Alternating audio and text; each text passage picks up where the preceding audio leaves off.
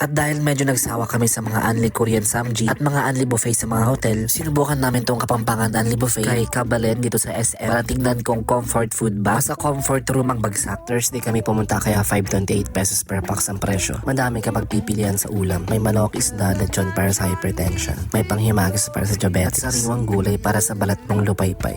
At bago ka sumandok, magbayad ka muna. Hindi tulad sa ibang Unli na magbabayad pagkatapos. Clean plate policy din pala, so kahit bayad ka na, pwede ka pa rin ma-charge kung madami kang tira. Pag naglagay ka ng madami sa Tupperware pang takeout. Malinis yung CR nila. Yung rice hindi matigas at medyo moist, sakto lang. Yung spaghetti hindi sweet at mukhang diabot sa New Year. Yung bopis at laing nasarapan kami. Chick boy siguro yung nagluto. Parang nasobran yung taho. Itong putserong manok malambot at mukhang hindi stress ng buhay pa. Yung tokwat baboy hindi fresh for me. Etong kangkong chips, pwede lang itapat kay Josh Mojica. Medyo interesting yung longganisa kasi malinamnam pero ramdam ko na may extender pero good item pa rin. Sa pritong bangus at tilapia, sakto pero mas okay talaga pag bagong prito. Itong sabaw ng tahong lasang tahong kasi wala namang nor cubes na tahong flavor. Yung toge at chara parang nagkapalit ng timpla. Walang halong chemical yung mga gulay pero yung ampalaya kulang sa hugas ng asin. Etong lechon, crispy at malambot pa rin kahit naka-warmer na lang. Nasarapan din kami sa dinuguan. Mas lasado ko yung suka kaya sa aromatics. Yung desserts nila, hindi masyadong matamis kaya okay sa mga bata, isip bata, lolo't lola at mini inda. Fresh din yung mga